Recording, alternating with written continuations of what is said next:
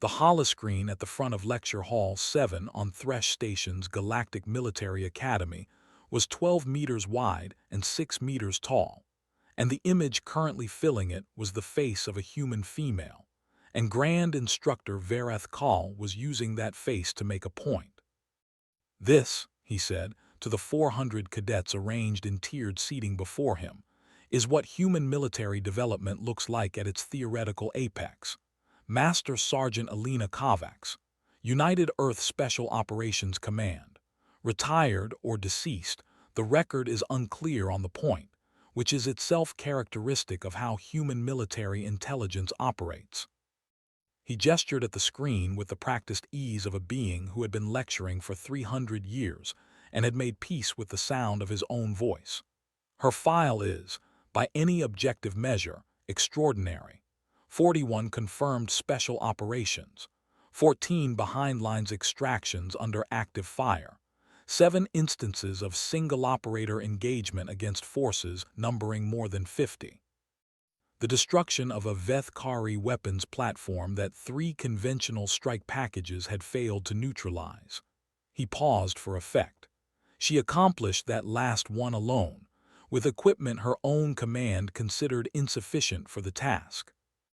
The 400 cadets of the Academy's Advanced Tactical Cohort looked at the face on the screen with the attentive interest of beings who had been selected for this program precisely because they found things like this interesting. They were, by any measure, the galaxy's most promising young military minds, drawn from 38 species, the top 1% of applicants from the best military programs in the conclave, assembled here to be made into something even better than they already were. They were confident in the way of the genuinely capable. They looked at the face on the screen the way they looked at historical case studies, with interest, with analysis, with the comfortable distance of people examining something that existed in records rather than in rooms. "The question I want you to sit with," Verath Kal continued, packing slowly before the screen, "is whether this file represents genuine military excellence or whether it represents something more limited, the product of a violent species' particular adaptation to violence. Humans have been at war with each other continuously for their entire recorded history. They are, in the most literal biological sense, shaped by conflict. Their neurological response to threat is different from most species in this room. Their pain tolerance is anomalous. Their capacity to continue functioning under conditions that would incapacitate beings twice their physical capability is well documented." He stopped packing. "The question is whether this represents a form of military art, or simply the output of a species that has been hitting things for 10,000 years and gotten efficient at it." He let that sit, 400 cadets processing it, some nodding, some tilting their heads in the various species-specific gestures of thoughtful consideration. "The consensus in academic circles," Verath Kal said, "is that human military capability is real but narrow, effective within specific parameters, brittle outside them. Kovacs herself," he gestured at the screen, "has been absent from public record for 6 years. Our best assessment is retirement or death. Either way, she represents the end of a particular chapter in human military development. The next generation of human soldiers will be more integrated, more trained in conclave standard doctrine, more," he paused, selecting the word carefully, legible. "The era of the individual human operator as a force multiplier is passing."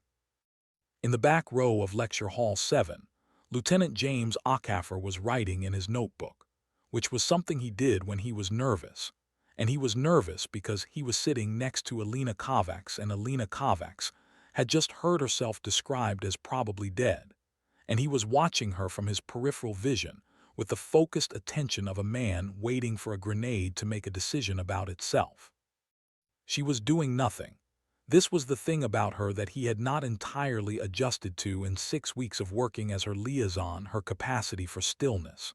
Most people, hearing themselves described in a lecture hall by someone who did not know they were in the room, would produce some kind of reaction, a shift in posture, a change in expression, a sharp exhale at minimum. Alina Kovacs was sitting in the back row of Lecture Hall 7 with her hands folded on the desk in front of her, and her eyes on the screen, and her face carrying the expression of someone watching a weather report about a place they used to live. She had been in this room for 2 hours and 14 minutes. She had arrived before the cadets. She had taken the back row seat at the far right because from that position she could see every entrance and the full tiered seating arrangement and the instructor's platform simultaneously. And Akafor knew this because when he had taken the seat beside her and asked why that seat specifically, she had explained it to him in the patient, clear way that she explained things she considered obvious. Not condescendingly, just efficiently, the way a carpenter explains why you measure twice. She had not introduced herself to anyone. She had not produced identification. She was wearing civilian clothes, dark pants, a gray jacket, nothing with insignia or rank. She looked, if you did not know, like a retired professional of some kind, someone's senior administrator, someone's grandmother, possibly, if the grandmother in question had eyes that did the specific thing her eyes did, which was look at things with the complete, undivided attention of someone who had learned. In circumstances Akafor did not want to think about in detail, that the failure to fully observe things had permanent consequences. The holoscreen showed her file, her face, 20 years younger, in the formal capture of a military record image. Her eyes in the image looked straight ahead with the flat patience of someone who has sat for official photographs before and finds them mildly tedious. The eyes in the back row were doing the same thing. Akafor's pen moved across his notebook. He was not writing anything in particular. He was managing his nerves. The psychological profile, Vereth Kahl was saying, moving back to the screen, is perhaps the most studied aspect of the human special operations archetype. The capacity for what human military psychologists call compartmentalization, the ability to separate function from emotion in real time, is documented across this class of operator at levels that remain, frankly, difficult to model. Kovacs in particular, he touched a control and her psychological assessment data appeared beside her photograph, tested at the extreme end of virtually every relevant metric: threat response time, decision speed under fire, recovery from significant physical trauma. He turned to face the room. What her academy counterparts could never fully replicate, however, was the underlying. He paused, and there was something in the pause that was the pause of someone choosing a word that felt slightly uncomfortable: ferocity. The human special operations community produces individuals for whom controlled aggression is a professional tool rather than a failure of discipline. This is, he gestured slightly, culturally specific. It cannot be taught. It can only be grown in the particular soil of a species that has spent millennia doing terrible things to itself. Akafor's pen stopped moving. He looked at Alina. She was looking at the screen. Then slowly she raised her hand. Akafor's pen fell on the floor. He did not pick it up. Vereth Kahl was in the middle of his next sentence when the movement in the back row registered. He looked up with the mild expression of an instructor acknowledging a question from the floor, and his recognition software, which ran continuously during lectures as a standard academy security protocol, processed the face of the individual with the raised hand. And for the first time in 300 years of lecturing, Vereth Kahl stopped speaking mid-sentence. The silence lasted 3 seconds. 400 cadets turned, following their instructor's gaze, toward the back row. The woman in the back row lowered her hand. She had not, in fact, raised it deliberately. She had shifted in her seat and the movement had been enough. She looked at Vereth Kahl across the length of the lecture hall with the same expression she had been wearing for 2 hours, the weather report expression, and said nothing. Akafor, who had retrieved his pen from the floor and was holding it with the grip of a man who needs something to hold, said under his breath, to no one in particular, "Oh no." Commander Dross Vale, sitting at the senior instructor's panel to the right of the main platform where he had been present for this lecture 43 times without incident, went absolutely still. He had a view of the back row from his position that Verath Call did not have. He had seen her when she came in, 2 hours and 14 minutes ago. He had known, with the specific certainty of someone who has seen a thing in real life rather than in a file, exactly who she was from the moment she entered the room. He had said nothing. He had watched Verath Call lecture about her for 2 hours. He had said nothing. He had made a decision that was not entirely conscious and not entirely comfortable, and he had sat with it for 2 hours and 14 minutes. And now the decision had resolved itself without his input, and he was watching it resolve with the expression of a man who knew what was coming and could not decide whether it was terrible or necessary or both. Verath Call descended from the platform. This was not something he typically did mid-lecture. He walked up the central aisle of the tiered seating with the measured pace of a being attempting to project control over a situation that had just reorganized itself around him. And 400 cadets watched him do it in the specific silence that descends on rooms when everyone present understands that something is happening, but is not certain what it is yet. He stopped at the back row, looked at her. She looked back. "Master Sergeant Kovacs," he said, and his voice was very well controlled, and Dross Vale at the instructor's panel recognized the quality of that control and understood what it was covering. "This is unexpected." "It usually is," she said. Her voice was not loud. It did not need to be. The room was completely silent, and the room's acoustics had been engineered for exactly this kind of complete silence. "Sorry about the hand. Wasn't intentional. You have been present for the entirety of this lecture." 2 hours and 12 minutes, she said. "You started slightly late." Something moved across Verath Call's expression that 400 cadets would later try to describe in their personal logs and find difficult to articulate. Then it was gone, replaced by the considered smoothness of a 300-year-old academic who has given a very great deal of thought to how rooms work and how to manage them. "Perhaps," he said, "you would honor us by coming to the front." Alina looked at him for a moment. Then she picked up her notebook. She had been taking notes, which Akafor had found quietly extraordinary, and stood up. The limp was visible from the first step, the slight hitch in her right stride that was the permanent remainder of a piece of shrapnel that had been removed in 3 separate surgeries and had left scar tissue that no amount of reconstruction fully resolved. She walked down the aisle at the same pace Verath Call had walked up it, and the 400 cadets watched her come, and the room stayed silent. She reached the platform, turned, looked at the holoscreen beside her which was still displaying her own file, her photograph, 20 years younger, the flat patience of someone who finds official photographs mildly tedious. She looked at it for a moment. "They got the eyes wrong," she said. The cadet in the 3rd row made a sound that was not quite a laugh and caught it immediately, because the room was that kind of silent. Verath Call took his position at the platform beside her with the deliberate ease of a man reclaiming his ground. "Master Sergeant, your presence here today offers the cohort a remarkable opportunity, hearing from a practitioner of your profile, rather than studying the record academically." He gestured to the room. "I wonder if you might speak to the cohort about your methodology, your approach to the work." Akafor in the back row wrote in his notebook, "He's trying to manage her." He underlined it. Then he wrote, "This is going to go badly for someone," and underlined that too, and then crossed it out because he was not sure for whom. Alina looked at Verath Call, then at the 400 cadets.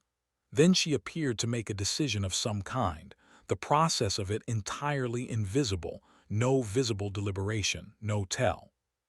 She said, "What do you want to know?" The room exhaled.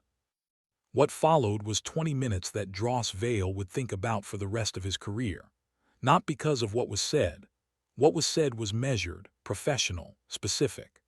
Alina answered questions from Verath Call, and then from cadets who grew progressively less hesitant as the 20 minutes went on, about doctrine, about decision-making under fire, about the architecture of special operations planning.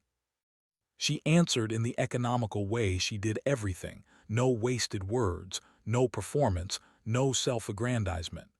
She described operations in the flat, specific language of a technician describing a process.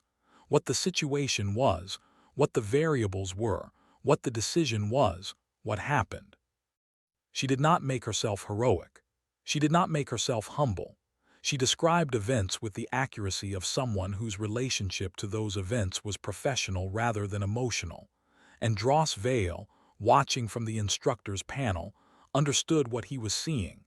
He had seen it once before at a distance, 8 years ago, and had not fully understood it then, and was beginning to understand it now. It was not the absence of emotion. It was the management of it, the specific discipline of a person who has learned, through an education that Dross Vale did not want to think about too precisely, to put everything in its place and deal with the place and not the thing. The question that ended the 20 minutes came from the front row. Cadet Sura An, who was 17 years into the equivalent developmental stage of a species that measured things differently, who had the top tactical assessment score in the current cohort, who had won 34 consecutive combat simulations, and who had the particular confidence of someone who has been excellent at something for long enough to have stopped distinguishing between their excellence and themselves. She stood up because she was the kind of person who stood up when asking questions. "I have a question about the Veth Kari platform," she said. Her voice was clear and she used it like a tool. "The file says you completed the neutralization alone with equipment assessed as insufficient. What does that mean in practice? What did insufficient actually look like?" Alina looked at her. "It means the equipment I had was rated for a different task. I used it for this task. It worked." "How did you know it would work?" "I didn't," Alina said. Sura-On processed this. "Then how did you decide to attempt it?" "The alternative was not attempting it," Alina said, "which had a known outcome. The attempt had an unknown outcome. I prefer unknown outcomes to known bad ones." Sura-On was quiet for a moment. Then she said, and Dross Vale heard the quality in her voice that he recognized as a young person who has found the edge of something they did not know had an edge. "Would you be willing to demonstrate?" The room shifted. 400 cadets all at once, from the posture of people listening to the posture of people anticipating. Vareth Kal looked at Sura-On with the expression of a man who had not planned this and was now deciding whether it served his purposes. He decided that it did. He turned to Alina. "The Academy's combat simulation facility is at your disposal if you're willing," he said. "Cadet An is our most capable current student. It would be instructive for the cohort." Alina looked at Vareth Kal, the weather report expression. Then she looked at Sura-An, who was still standing, who had the stillness of someone who has committed to something and is not going to back away from it. "Said it," Alina said. Akefer in the back row closed his notebook.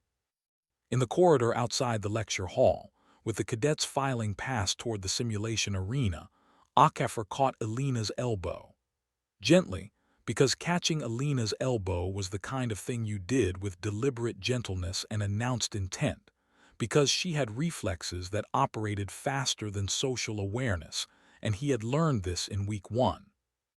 "You don't have to do this," he said. She looked at him. "She's 20 years younger than you. The simulation is calibrated for species twice human physical capability, 34 consecutive wins." He paused. "Nobody here expects you to prove anything. You've already, the lecture, the way you answered, they're going to be talking about this for years. You don't need to get into a simulation with a cadet who bench presses twice what you weigh." Alina listened to all of this. He had learned that she always listened to all of it, that she did not interrupt, that she gave everything said to her the same quality of complete attention. When he finished, she was quiet for a moment. Then she said, "James, what do you think this is about?" He opened his mouth, closed it, thought about it honestly. "Vareth Kal thinks it's about showing the cadets that you're a product of violence rather than discipline," he said. and that a trained academic soldier beats a human street fighter. He thinks Sura-On wins, and the lesson is that human military capability is real but limited. Right, Alina said, and what do you think it's about? He thought about it again, looked at her face, the gray streaks, the lines, the eyes that did the thing. I think, he said slowly, that you sat in the back of that room for 2 hours and 14 minutes and nobody knew you were there. She nodded once. You were already doing it, he said. Before the simulation, before any of this. The simulation is for them, she said. Not for me. They need to see it, not hear about it. She looked down the corridor where the cadets were filing toward the arena. Sura-On is excellent. She deserves to learn something real today instead of something theoretical. She paused. So do the other 399. She walked down the corridor. After a moment, HFY followed. The combat simulation arena was beneath the lecture hall, accessible by a descent of 30 meters through the station's layered structure. And it was, by any measure, impressive, a space the size of a city block, capable of generating fully immersive holographic environments indistinguishable from physical reality in terms of terrain, weather, light conditions, and tactical obstacle configuration.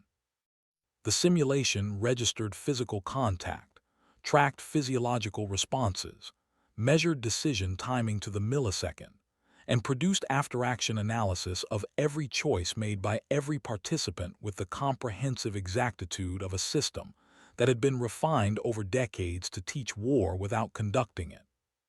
The environment loaded as they entered. Alien jungle terrain, Kethvoran flora, dense canopy, uneven ground, visibility limited to 8 to 12 meters in most directions. Multiple entry points, multiple objective markers, the kind of environment that rewarded knowledge of three-dimensional space and punished linear thinking. It was, Dross Vale noted from the observation level, the terrain type that Sura-On performed best in. She had run this specific configuration 11 times. Her average completion time was 4 minutes, 20 seconds. Her average engagement efficiency was 91%. Varath Kal stood at the observation rail beside his senior staff. Below, the two participants were taking their positions at opposite entry points. This will be instructive, Varath Kal said quietly to no one in particular, and there was something in his voice that was satisfaction. The satisfaction of a man who has arranged something that is going to prove his point. Dross Vale said nothing. He was watching Alina Kovacs take her position at the south entry point, and he was watching the way she stood, and it was doing something to him that he had not expected. A recognition that ran deeper than thought, down into the place where things you have actually lived are stored, the place that is different from the place where things you have only read about are stored. He had read her file many times. He had studied it the way everyone who worked in military education had studied it, as a document, as data, as the record of outcomes. The file did not prepare you for the way she stood in a room. The file did not capture whatever it was that the air did around her. Some quality of attention, of presence, of the specific weight that belonged to people who had been in many terrible situations, and had come out of all of them and carried all of them and had not been broken by any of them and had not been hardened by them either, which was the part that Dross Vale found most difficult to reconcile, because hardening was the expected outcome of that volume of experience, and she was not hard. She was something else, something that did not have a precise word in the military vocabulary he had spent 180 years building. The simulation began. Sura-On moved immediately, with the decisive speed of someone who had run this configuration 11 times and knew its geometry. She angled for high ground standard, correct, the move that opened sight lines and gave positional advantage. She moved fast and she moved clean and she moved with the efficiency of 34 consecutive wins, and for the first 20 seconds she moved exactly as her training predicted she would move. Alina did not move. She stood at her entry point and looked at the terrain for 11 seconds. 11 seconds was, in a combat simulation, an extraordinary amount of time to stand still. The cadets watching from the observation level made sounds, surprise, some amusement, the collective reaction of people who expected action and received stillness. Then Alina moved, and she moved in the wrong direction. Not wrong tactically, wrong by the logic of the simulation's design, wrong by the parameters of every previous run of this configuration, wrong by the analysis of every tactical model that predicted optimal entry behavior in this terrain type. She moved toward the densest section of the canopy, toward limited visibility, toward the area of the map that the simulation's terrain analysis identified as lowest tactical value. She disappeared into it in 4 seconds. Dross Vale gripped the observation rail. The cadet beside him said, "Why did she?" "Stop watching what she's doing," Dross Vale said quietly. "Watch what she's making the cadet do." The cadet looked at him, then looked back at the simulation floor, where Sura An had reached her high ground position and was scanning for her opponent, and was finding nothing, and was recalculating. This was the first thing Alina had taken from her: certainty. Sura An's 34 wins had been built on knowing, at each stage of a simulation, what the optimal next move was and executing it. She knew the terrain. She knew the likely opponent positioning. She knew the decision tree. The decision tree had just produced a branch that was not in it, and now she was running a search, and the search was costing her the one thing that a combatant cannot buy back: time. Alina was not visible on any of the observation screens. This was not a technology failure. The simulation tracked participants continuously. She was visible on the sensor overlay. She was not visible in the terrain. The dense canopy she had moved into was doing what dense canopy does. It was making her invisible to any sight-based detection, and the sensor overlay showed her moving through it with a quality of movement that was the opposite of what a being her age with her injury profile should have been producing. Not fast, not athletic, not the explosive capability of youth. Something different. Something that had nothing to do with physical capability, and everything to do with the 3 decades of experience that had taught her, among other things, exactly how to move in dense foliage, so that the foliage moved as little as possible. She was not a ghost. She was not supernatural. She was a person who had learned, at considerable personal cost, how to be in a space without announcing the fact. Sura An had been on her high ground position for 40 seconds. She had not located her opponent. She was beginning to make her first mistake, the mistake of movement, of going to find what should have come to her. She descended from her position and entered the mid-terrain, moving toward the last known entry point, and this was the second thing Alina had taken from her: position.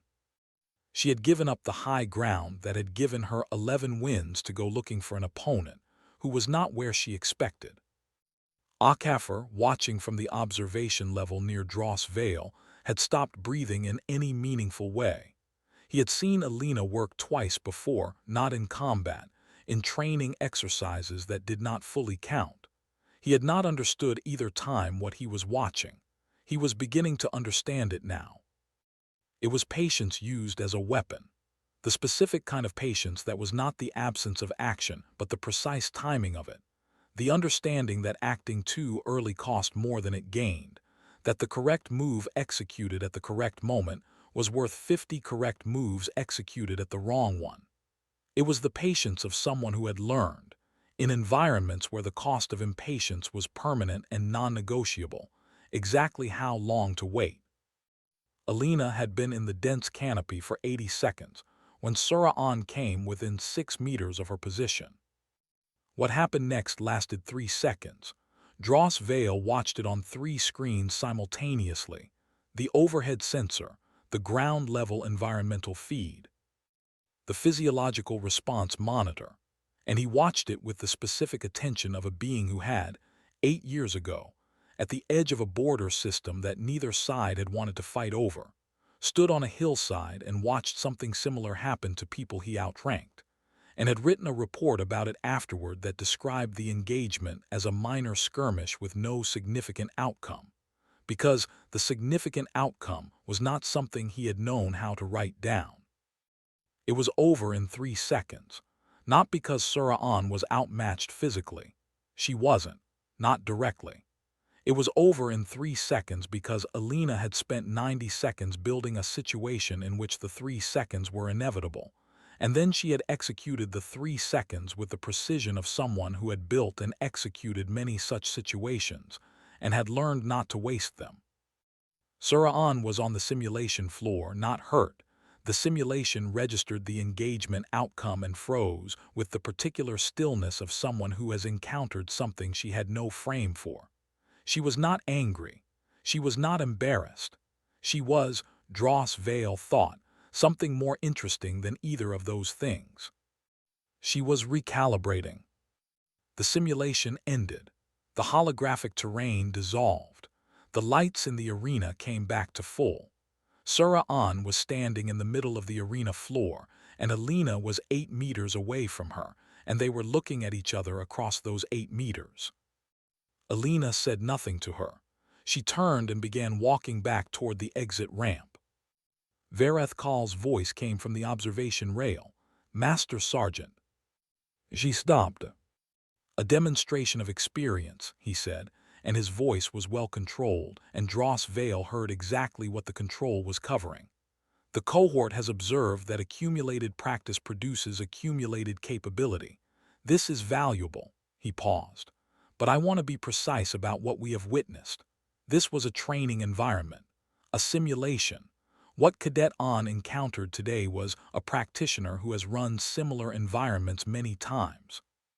The transfer to actual combat conditions involves variables that—" "7," Alina said. Vareth Kal stopped.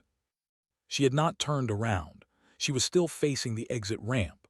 "7 is how many times in active operations I did a version of what Cadet An just experienced, from the other side, where the person who walked into the situation I'd built didn't get to stand up afterward." She paused. "That's what the transfer to actual combat conditions looks like. I'm not telling you that to impress you." She turned around. Found Vareth Kal's eyes across the arena and the observation level and 300 years of institutional distance. "I'm telling you because you've spent this morning explaining to your cadets what I am, and you've been precise about some of it and wrong about some of it, and the part you've been wrong about is the most important part, so I want to be clear." The arena was silent. "Violence is the last tool," she said. "I have 37 others. Ask your instructor." She looked briefly at Dross Vale. Then she walked up the exit ramp and was gone. The corridor outside the simulation level was empty when she reached it, and she walked it alone for the first time since entering the academy that morning.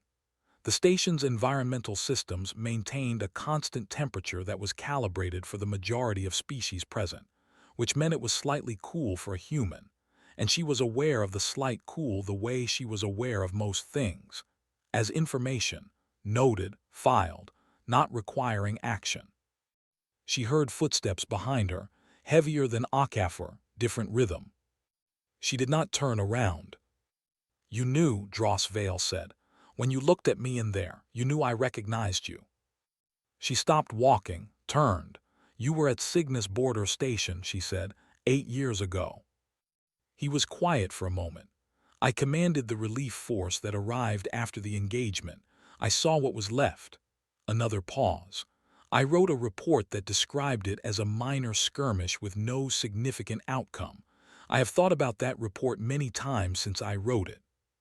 "Why did you write it that way?" He looked at her, 180 years of military service in his face, and beneath it something that was not quite old enough to be peace with itself yet. "Because the accurate description would have required explaining what I saw, and what I saw." He stopped, started again. 3 of my soldiers were at that station when your unit arrived. They are still serving. Good soldiers. They have never discussed what they saw that day. I have never asked them to. There is a particular silence that settles on people who have witnessed something they do not have adequate language for." Alina looked at him. "What did you see?" I saw 4 human special operations soldiers who had held a position against 43 of ours for 11 hours, Dross Vale said. I saw what 11 hours of that looked like when it was over. I saw the positions they had built and the methods they had used and the efficiency of it, and I saw your soldiers. He paused. They were eating when we arrived, sitting on the ground, eating rations, waiting for relief. 3 of them were injured in ways that should have made them non-functional. They were eating. He looked at the floor for a moment. One of them looked up when I approached and asked me if I had any hot coffee. That was the first thing said to me upon arrival. Something moved in Alina's face. Not much, enough. That was Ray's, she said. He asks everyone for coffee. I have thought about that moment, Dross Vale said, more times than I can account for. He looked at her. I did not know you were in the room this morning. I saw you come in and I knew immediately who you were and I made a decision. I do not know if it was the right decision to say nothing, to let the lecture proceed. He paused. I think I wanted to see what you would do. And you took notes, he said, and there was something in his voice that was quiet and genuine and not what she had expected from a senior instructor at a galactic military academy. 2 hours of a lecture about yourself, and you took notes. He was wrong about 3 things, she said. I noted them. Which 3? She looked at him for a moment. Then she said, come find me after the evening session. I'll tell you over whatever passes for coffee on the station. She walked down the corridor. The limp, the gray streaks, the jacket with no insignia, a person who looked, if you did not know, like someone's retired administrator, someone's grandmother. Dross Vale watched her go and thought about a report he had written 8 years ago, and the particular silence of 3 soldiers who had never discussed what they saw. And he thought that perhaps the reason he had said nothing this morning when she walked in was not because he wanted to see what she would do. It was because he had spent 8 years waiting to understand what he had seen, and something in him had known, when she walked through the door, that understanding was finally in the room. That evening, in the small quarters assigned to the human delegation on Thresh Station's diplomatic level, Alina sat on the edge of the narrow bed with the lights at half power and her notebook, open on the page of notes from Varath Kal's lecture and her communicator in her hand. And the communicator was showing an incoming connection from a call sign she recognized. She accepted it. The hologram that assembled itself in the space before her was a man who was, if anything, larger than the technology made him appear. General Thaddeus Warren was 67 years old and had the build of a man who had spent 40 years believing that physical capability was a professional responsibility rather than an optional feature. And he had the face of someone who had made many hard decisions and had not lost sleep over most of them, and had lost a great deal of sleep over a few of them, and had made peace with the math of that. He looked at her with the expression he had been using with her for 30 years, the expression that contained, simultaneously, professional assessment and something that was not quite warmth but was in the same neighborhood. How to go, he said. The instructor was wrong about 3 things, she said. I corrected one of them in the room. I'll write up the other 2. He looked at her, the simulation. Suraan is very good, Alina said. She'll be better after today, that was the point. Warren was quiet for a moment. Dross Vale. We're having coffee tonight. He nodded slowly. There was something in the nod, a resolution, a clicking into place. Alina, the reason you're actually there. I know, she said. Dross Vale has been turning down the Academy's senior faculty position for 6 years. They want him to stay. He wants to go back to operational command. He's one of the best tactical minds the Conclave military has, and he keeps asking to be deployed instead of teaching, and nobody has been able to understand why. Warren looked at her. We think we understand why. We think 8 years ago changed something for him. We think he has been trying to go back to the field because the field is the only place where he can find whatever it is that he saw that day and hasn't been able to reconcile. She said nothing. What he needs, Warren said, is someone who can give him the language for it, the thing he saw, the thing he has been carrying for 8 years without a way to put it down. He paused. We think that person is you. And we think that if Dross Vale stays at this academy, if he chooses to stay, because he's found what he was looking for, 400 of the best military minds in the galaxy, get a senior instructor who has a real understanding of what human military capability actually is. Not a file, not a case study, not the version Verath Kal teaches. He paused. The real version, taught by someone who encountered it and had the honesty and the intelligence to learn from it. Elena looked at the hologram of her commanding officer for a long moment. You sent me here to sit in the back of a room, she said. I sent you here to do exactly what you did, Warren said. The simulation, the lecture, all of it, that was yours. I sent you here to have coffee with Dross Vale. She looked at her notebook, at the 3 things Verath Kal had gotten wrong, at the notes she had taken for 2 hours while a man described her as probably dead to 400 people who had no idea she was in the room. He asked me if the simulation was real combat, she said. Verath Kal. He tried to frame it as experience in a training environment not transferring to actual conditions. What did you say? 7, she said. Warren was quiet. He'll teach it wrong, she said. Verath Kal. He'll teach today as a demonstration of accumulated practice producing accumulated capability. He'll miss the point by just enough that the cadets learn something useful and don't learn the thing that matters. He's been teaching it wrong for 300 years, and he'll teach it wrong for 300 more, and he's not a bad teacher. He's just never been in the field. No, Warren said, he hasn't. Dross Vale has, she said. Yes, Warren said. She closed the notebook. I'll talk to him tonight. I know you will, Warren said. And there it was, the thing that was not quite warmth but was in the same neighborhood. Get some sleep. The hologram dissolved. Elena sat in the half-lit room for a while. The station made its quiet sounds around her, environmental systems, distant movement, the low hum of a structure that housed thousands of beings going about the work of being alive. She thought about Sura on standing in the middle of the arena floor, not hurt, not angry, recalibrating. She thought about Dross Vale at the observation rail, gripping it, watching with the expression of a man looking at something he had been trying to find the language for since a border station 8 years ago. She thought about the 3 things Verath Kal had gotten wrong. The first was that she was probably dead. The second was that human military capability was narrow and brittle outside specific parameters. The third was the thing he'd said about ferocity, that it was culturally specific, that it could only be grown in a certain kind of soil, that it could not be taught. He was half right about that, which was more dangerous than being entirely wrong, because half right taught itself as true. You could not manufacture the soil. That part was correct.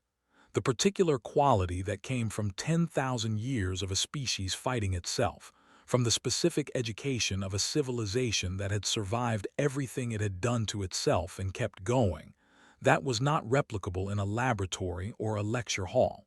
It was grown. But it could be recognized. In other soils. In other species.